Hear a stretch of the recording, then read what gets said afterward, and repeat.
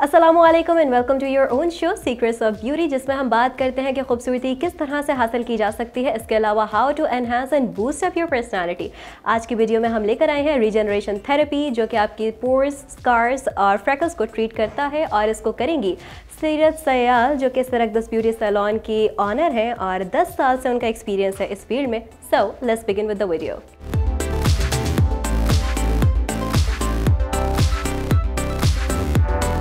तो सबसे पहले रीजनरेशन थेरेपी के लिए हम लोग थोड़ा सा केमिकल पील का इफ़ेक्ट देंगे, not the particular chemical peel, मतलब बस इतना कि जो डेड स्किन, बड़े अरसे से जो डेड सेल्स ऊपर होंगे, ऑब्वियसली बिकॉज हम नॉर्मल लाइफ में ज़्यादा क्लींजिंग वगैरह भी नहीं करते, मेकअप किया हो तो हम क्लींस करते हैं, वरना हम क्लींस नहीं करते। तो उसमें यह है कि इसको हम थोड़ा सा उस लिहाज से ट्रीट करेंगे। ये बेसिकली डेड सेल्स उतारता है, इसका पर्पस ये है? हाँ जी, केमिकल पील तो वैसे एक प्रोसेस है, लेकिन हम यहाँ केमिकल पील नहीं करेंगे, हल्का सा उसको पीलिंग का इफेक्ट दिया है, ठीक है, बड़ा लाइट एसिड इस्तेमाल करके, GHA जिसे कहते हैं, ग्लाइकोलिक एसिड होता है, उससे हम लोग हल्का सा, आप ये देख सकते हैं कि इनकी जो डेड स्किन है वो क्लींस होना शुरू हो गई है ऊपर से। सिर्फ you can see the cotton too, ऊपर से जितना भी वो डेड एरिया था उसको हम लोग इसके साथ अब्जॉर्ब कर लेंगे।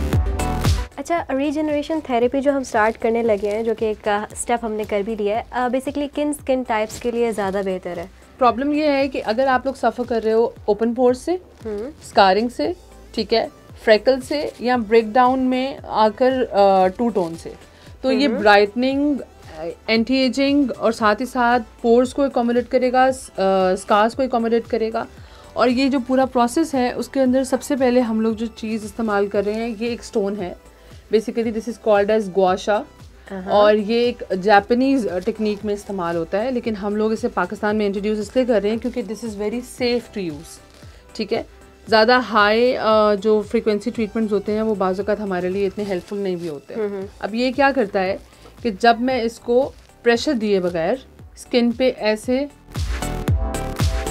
चलाऊंगी, तो जहाँ टॉक्सिन्स होंगे, टॉक्सिन से मतलब आपकी स्किन में जहाँ जहाँ सर्कुलेशन ब्लड की स्लो हो चुकी थी, वहाँ वहाँ रेडनेस आ जाएगी, ठीक। तो इससे जो है वो आपकी स्किन को, आपने प्रेशर बहुत ज़्यादा नहीं देना, लेकिन आपने इसके टॉक्सिन्स जो हैं वो सारे रिलीज़ करने हैं, कुछ इस तरफ और इस तरफ। अब देखिए मैं पूरे फोरहेड पे कर रही हूँ, बट आप नोटिस कर सकते हैं कि कुछ पर्टिकुलर एरियाज हैं जहाँ पे रेडनेस आ रही है और बाकी जगह पे नहीं आ रही, तो इसका मतलब है वहाँ पर सर्कुलेशन जो है वो स्टॉप हुई हुई है ज़्यादा।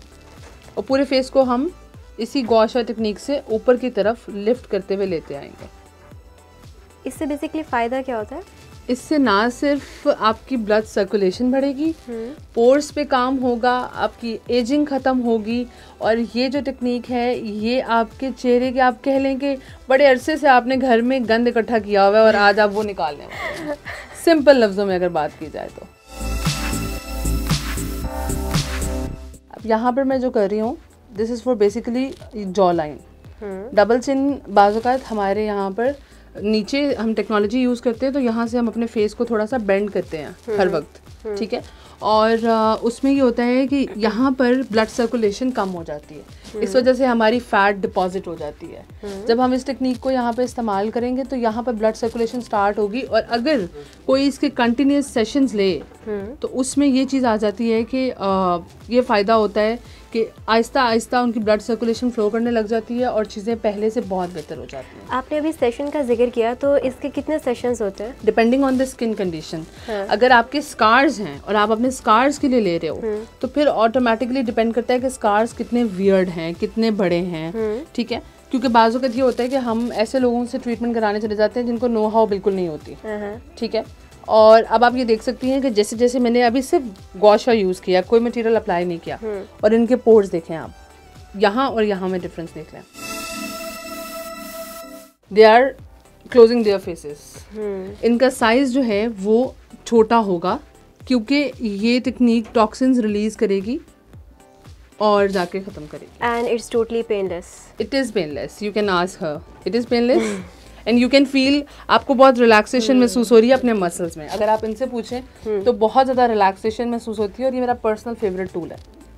ये देखने में भी बहुत सेटिस्फाइंग लग रहा है। बिल्कुल, और ये है भी। आप ये देखिए मैं पूरे फेस पे यूज कर रही हूँ, बट इसकी साइंस क्या है। हम लोग यहाँ पर रोज हिप ऑयल यूज करेंगे, ठीक है। Rose hip oil, rose hip oil जो है that's best for any kind of skin, any kind of skin.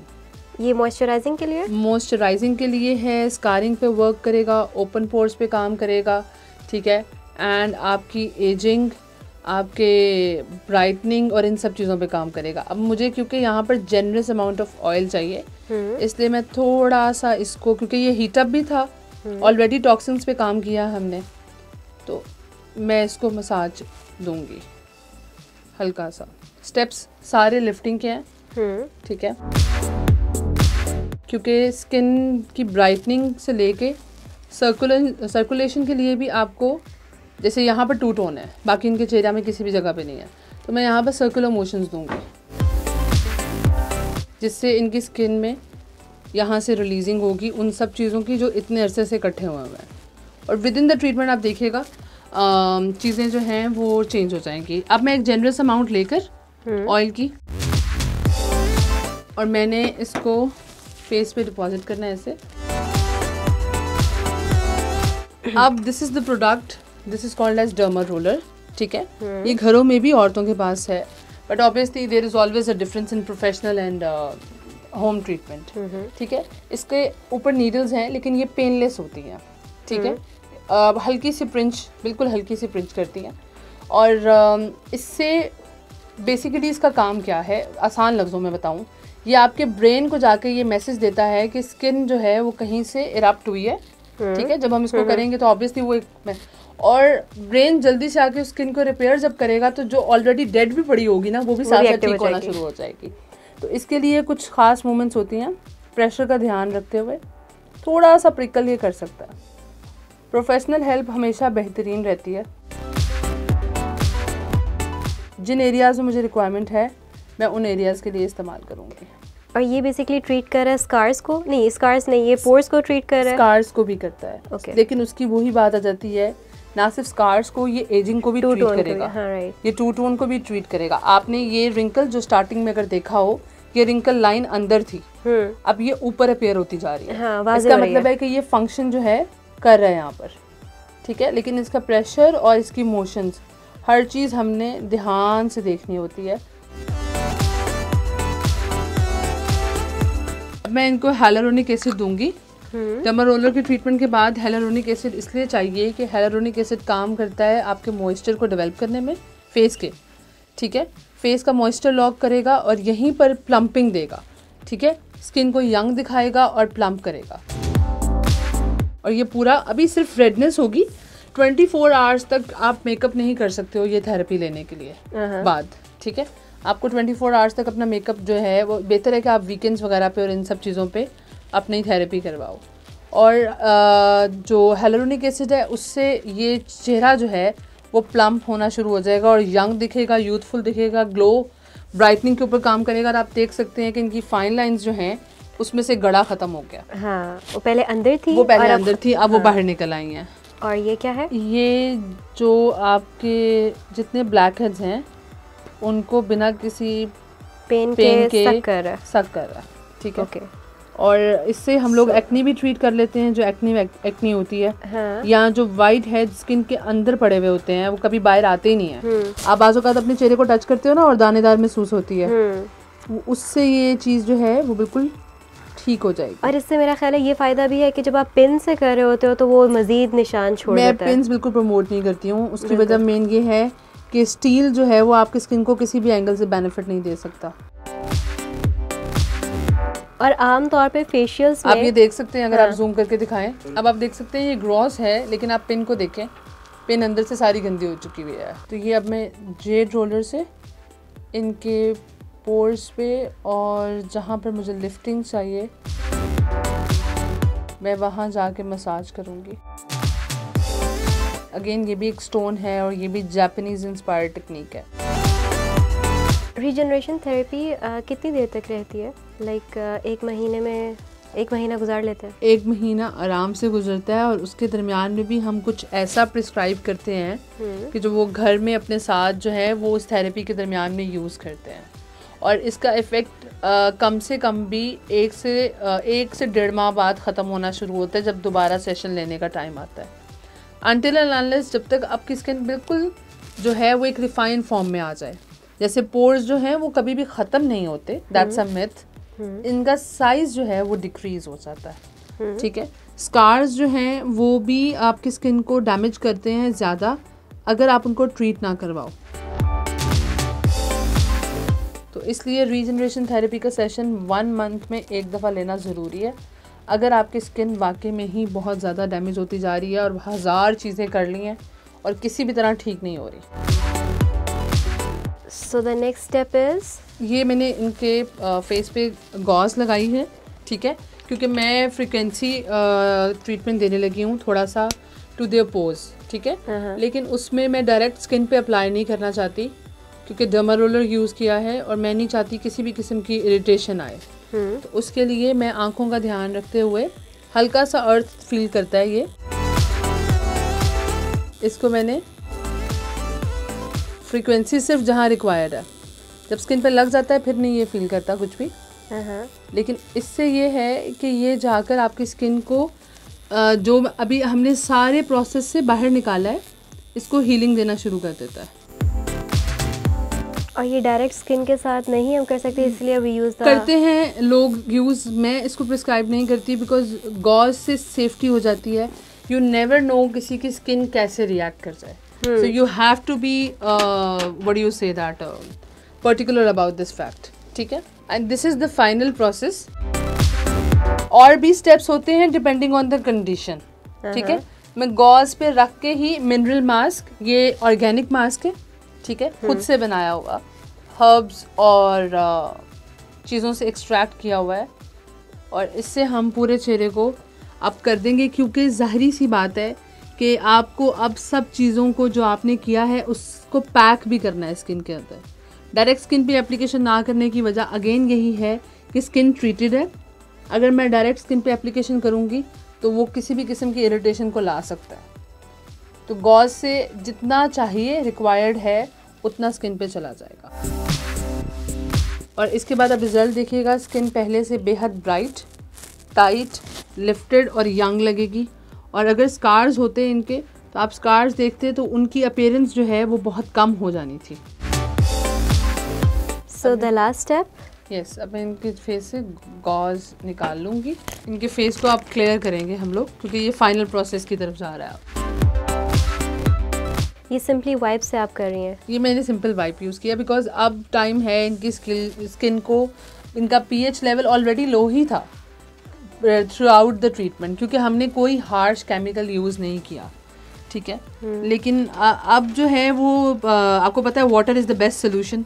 अगर एंड पर अगर आप पानी से इसको थोड़ा सा इरेज करने के करेंगे तो उससे टेम्परेचर जो है फेस का, स्किन का भी अपना टेम्परेचर होता है ना, वो रिलीज़ हो जाएगा ताकि हीट जरा कम हो जाए। Here is the result. I don't know camera दिखा सकता है कि नहीं, बट मुझे यहाँ से पता चल रहा है कि it's flawless. It is not the same obviously. जो पहले थी आप देख सकते हैं स्किन को यहाँ से एग्जैक्टली कि स्किन के पोर्स जो हैं उनका साइज डिक्रीज हो चुका हुआ है, ठीक है। और एरिया जो है, जो फाइन लाइन थी यहाँ पर, वो प्लम्प हो चुकी हुई है totally. So the result is there. And final step again, हम लोग जाने से पहले इनको रोज़ेप ऑयल देंगे क्योंकि इनकी स्किन अब थोड़ी सी ड्राइनेस की तरफ जाएगी और हम नहीं चाहते कि ऐसा हो। ये सिर्फ अभी के लिए ड्राइनेस की तरफ जाएगी या उसके लिए? नहीं, इनकी स्किन है ड्राई स्किन है, अभी के लिए जाएगी भी। तो उसके लिए हम इनको कुछ ना कुछ जाते वक्त हर कस्टमर के लिए उसके लिए जो प्रोडक्ट बना होगा, जो हमने इस ट्रीटमेंट में यूज़ किया होगा, वो उन्हें हम साथ देंगे ताकि वो 2-3 दिन तक अपने चेहरे पे लगा सके। ज़रूरत नहीं पड़ेगी क्योंकि आप देख सकते हो कि स्किन को हर तरफ से कि स्किन के पोर्स के साइज़ और फाइन लाइंस और हर चीज़ हो चुकी है। And now it's glowing. So that is basically the result. और आप देख सकते हैं ग्लो के साथ साथ जो मुझे पोर्स इनके पहले याद हैं, बिफोर एंड आफ्टर भी हम यहाँ पे लगाएंगे तो आप लोग देखेंगे तो जो पोर्स थे वो ख़त्म हुए, ख़ास तौर पे यहाँ से। प्लस एक यहाँ पे लाइन थी जो कि टोटली ख़त्म हो चुकी है, it's vanish. So that is basically a regeneration therapy. आपकी skin regenerate होगी इंशाल्लाह इसके बाद. So that was a regeneration therapy. I hope you guys learned a lot of stuff from this video. और सिरक्सस कहाँ पर लोकेटेड है हम आप लोगों को बताते हैं. सीरत सयाल बताएंगी कहाँ पर है. सिरक्सस basically Model Town H block में लोकेटेड है. 79 7H मॉडल टाउन और लाहौर में. राइट और इसके अलावा ये सिर्फ इस तरह की जो ट्रीटमेंट्स हो रही हैं ये सिर्फ आप लोग ही कर रहे हो. Because this is happening first time in I think in Pakistan और इतने कॉम्प्रोमाइज बजट में, इतने रीजनेबल बजट में स्किन की इस तरह की therapies it's not available anywhere. I hope. और ख़ास तौर पे हाँ एडिंग अप हियर कि आपको वन सिटिंग पे ही इतना अच्छा रिजल्ट मिलेगा. बिकॉज कैमरा पता नहीं दिखा सका है कि नहीं, बिकॉज मैंने यहाँ पे देखा है the before and after look. So I totally believe in Seerat Sayal hands, the way she treat your skin and her hands are basically really friendly with your skin.